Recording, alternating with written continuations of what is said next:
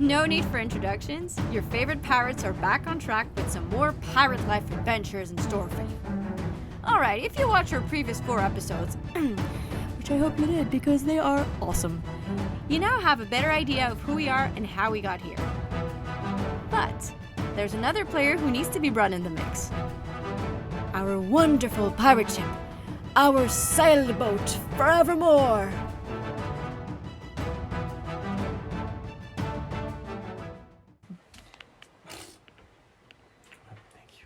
No, this is not a good angle.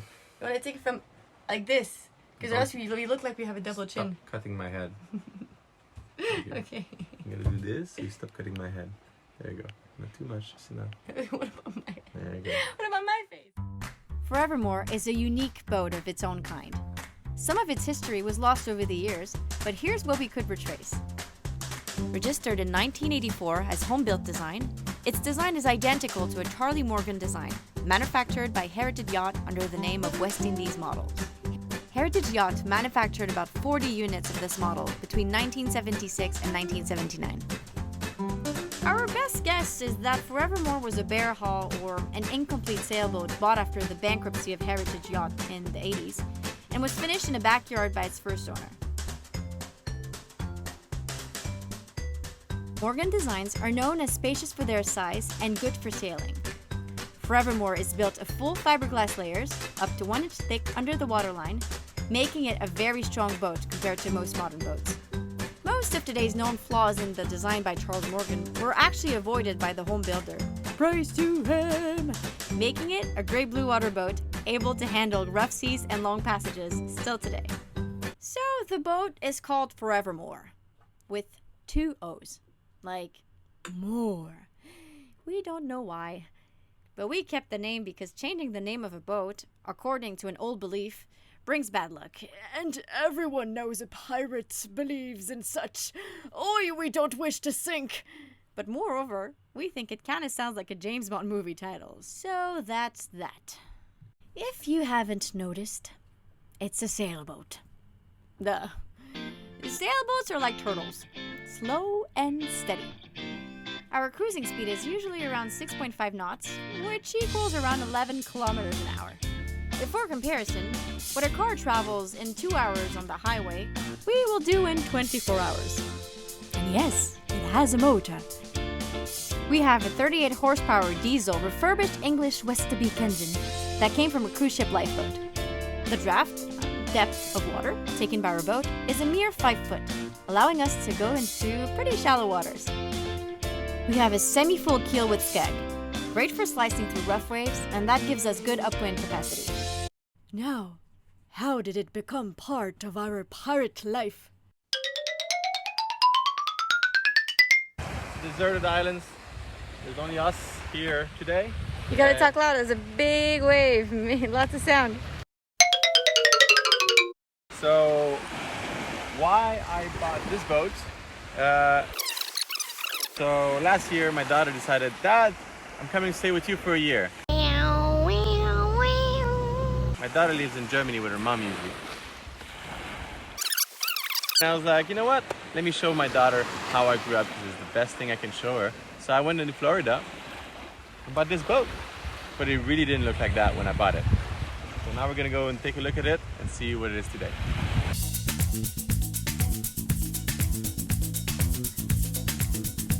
So a lot of people, you know, they dream for years of buying a boat and everything. Luckily, my family is a sailing family, and my dad knows a lot about boats. So when I decided to buy a boat, and then I bought one of them, and it's this one. I decided to pick this boat because it was a very solid boat, a good hull, a good rigging. So it will allow me to go anywhere I want with it without being worried of the strength of the boat. Me and Alexia, we met at the airport with, of course, my daughter Maya in Miami and got in the boat. The boat was a mess. It was a weekend cruiser. It has a solid boat, solid rigging, and a good sound system. That's really, and a really good autopilot. But we went to do what we call a sea trial just to realize that our autopilot, which worked fine last year, is not working fine this year anymore. So we spent 3 weeks in Miami to transform a weekend boat into a cruising boat that was self-sufficient. This year, you know, we planned and built, and thank you to my dad, who did a lot of planning, a lot of work, which I will all explain in the next episode, which will be more details about the improvements we made on this boat, which I'm going to present now. Let's go to the front. So, there's our boat. Start with the front platform, the diving platform. Probably one of the reasons I became an acrobat on Boré. My boat has the same because it's so much fun. Good. I have 2 anchors set up and permanently. I have a flow anchor and I have a Danforth, which can use different anchor according to different ground I'm going to anchor in. Anchoring is a really big part of cruising. It's going to make a big difference in your sleep and everything. And I think it's a lot more of an art than a science. Just like right now, we have 1 anchor here. Correct, and I'm using a stern anchor in the back to hold the nose of the boat to the small swell there is forward. This boat used to be a cutter rig, so I have an attachment for extra front sail, which I'm not using because it's a lot in the way and the boat sails pretty well without it. I have a Genoa in front, 120% Genoa, because boats are designed for a certain size of sail, which will be the 100% sail. This one is 120% Genoa, so it's bigger, but it's a roll furler, so I can reduce it to a normal one, depending according on the strength of the wind. So on lightweight, a couple of very important items on the boat here. Spinnaker pole, which or whisker pole, not sure which one is called in English, which we use when we want to go downwind and we want to put the Genoa on the opposite side from the mainsail. So we have the mainsail, very important feature. This one is a roll furling one kind of, so I can reduce it using this, which I will explain in the next episode about the improvements in the boat. So this good old mainsail. It's a bit old, it's a bit blown out. One of the next improvements was to get another one. Heart dodger, new improvement this year. It's just to protect us mostly when we're sailing from all the splashing of the waves and the wind and the rain. Great improvement with a little window that opens in the front. It's all a polycarbonate actually. This is just painted, so basically it will be transparent, and we fiberglassed it onto the boat. Now, one of the great features of this boat is that we have really big cockpit, really large cockpit, so we have a lot of space for guests. This is a big part of the boat. This is a new improvement for this year. We have, of course, a beautiful, nice bench, which is very enjoyable. It makes the boat look 40 feet. And then it includes, actually, an idea from my dad, which is basically a davit. I just, clip on the dinghy and I can lift the dinghy using this. It's all part of the Dodger. All the electricity is in it inside. On top of it, we have 6 solar panels of 100 watt each, so we have 600 watt of solar panel. We have the wind generator, which is up here. All the light system. We have little lights here for the daytime. And then whenever we're driving, we have a wheel, compass, most important thing on the boat, in the past at least. Here I have my chart plotter, which tells me, shows me the maps and everything when I turn it on. Here I've installed another chart plotter, which is actually used as a depth sounder because it's a depth sounder one. I have my autopilot controls here, pretty well hidden under the Dodger. And then from here on, the tour will continue inside the boat. Are you guys ready to come inside? Please follow me. Welcome aboard Forevermore, the inside. So, first off, we have our nice little galley over here, which is made of a double sink, but we actually don't use this side because the faucet does not turn this side. With a salt water tap and a clean water tap here. Bruna filter for drinking good drinking water. Coffee maker for Alexia to wake up in a great mood in the morning.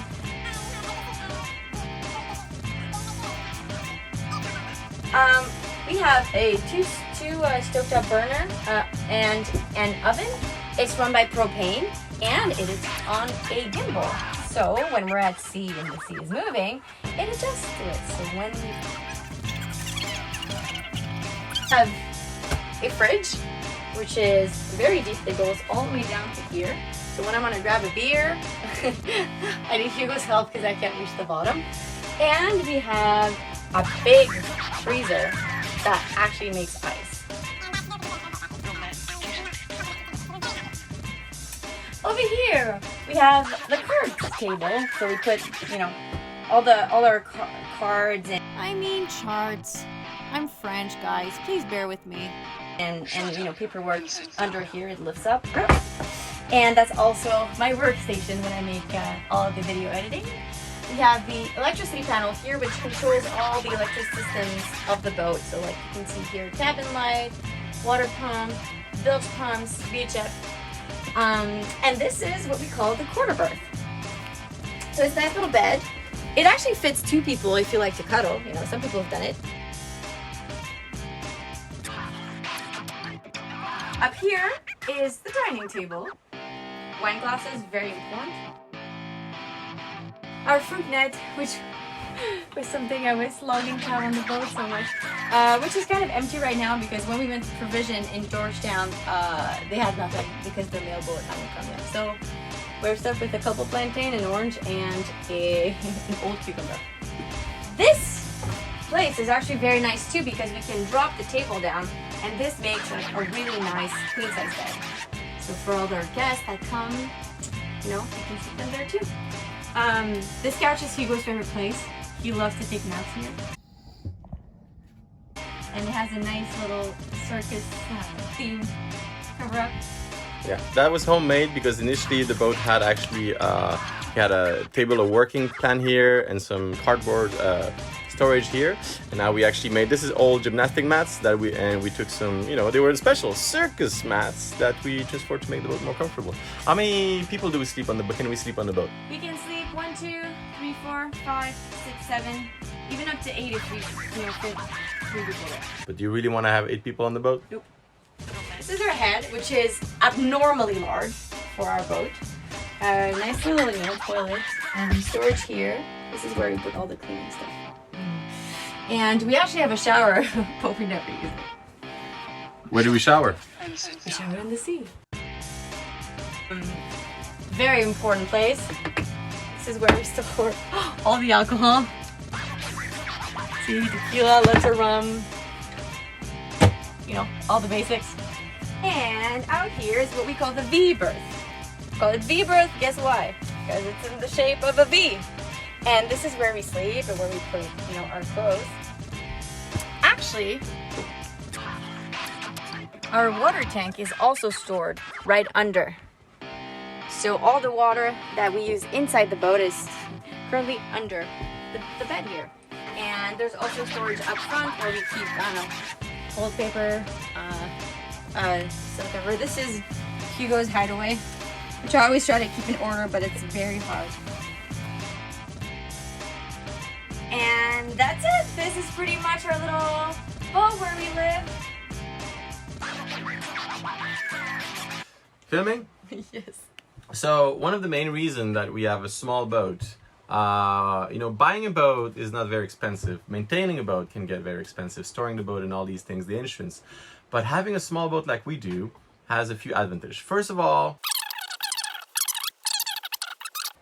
just for an example, and we'll talk about the Paris budget in the next episode, but last year we counted that the cost of living on the boat was $100 per adult per week. That means it costs us $400 per month per person to live on this boat. Want to know why? How can one live for only about $100 a week? How do you eat? How do you shower? How do you live? Well, if you are curious to know more about our eco-friendly, energy-saving, mostly self-sustainable way of living aboard, well, not to repeat myself, but stay tuned for another episode of Pirate Life Adventures.